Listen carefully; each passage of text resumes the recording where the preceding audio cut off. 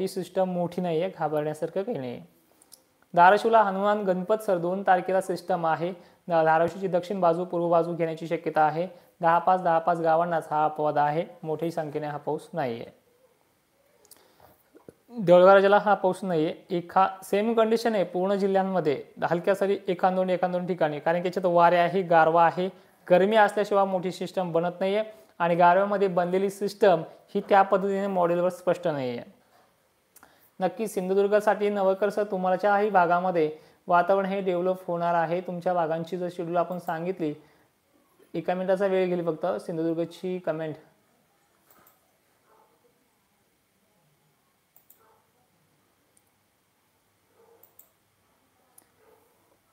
नक्कीच.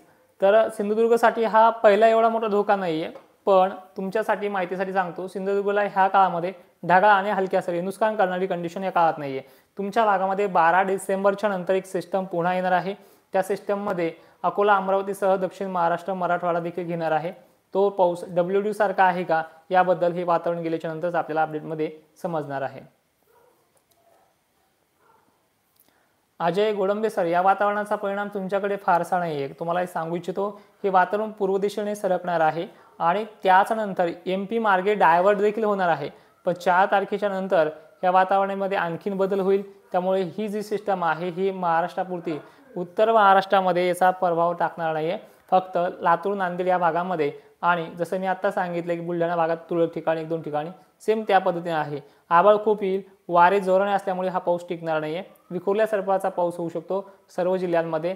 फक्त खान्देश वगळला, नाशिक शहर वगळलं, छत्रपती संभाजीनगर वगळला या भागांमध्ये. इकडे बुलढाण्यामध्ये वगैरे भागांमध्ये शेवगाव परिसराची कमेंट आली आहे, त्या भागामध्ये सुद्धा ही कंडिशन आहे. वैभव रसाळ सर, आपल्याला पुण्यासाठी घाबरायचं काही कारण नाही. तुम्हाला 12 डिसेंबरच्या नंतर पुन्हा ही सिस्टम बनणार आहे. अजूनही याबद्दल एक शॉर्टकट व्हिडिओ देखील मी तुम्हाला देणार आहोत. नक्कीच ठोंबरे सर.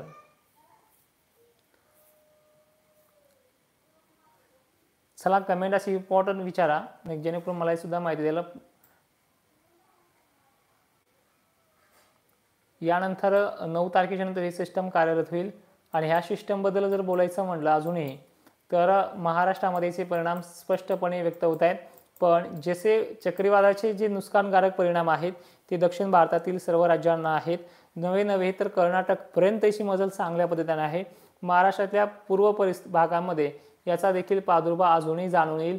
त्यामुळे यवतमाळ, लातूर जे काही भाग येत आहेत, नांदेड वगैरे, परभणी, हिंगोलीचा थोडाफार मोजका भाग, हिंगोलीनंतर वाशिम, इकडे चंद्रपूर, गडचिरोलीला देखील काही भागांमध्ये पाऊस आहे.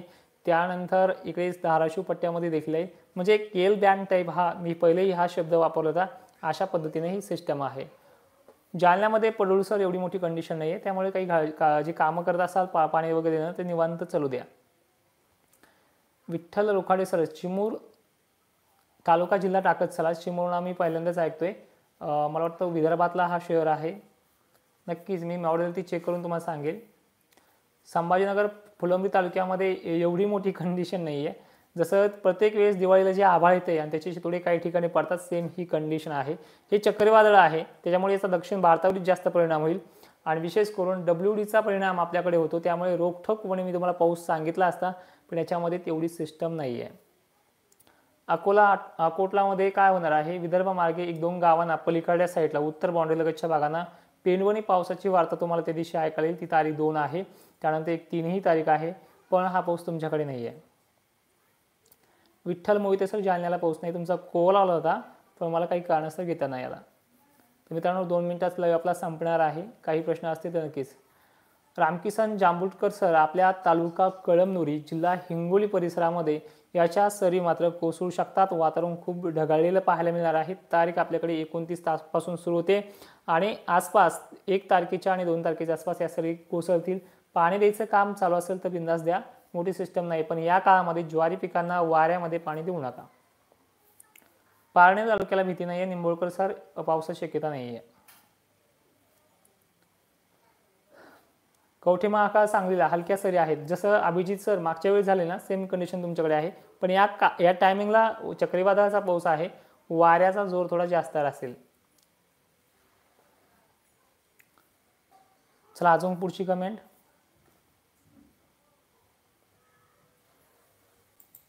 परत एक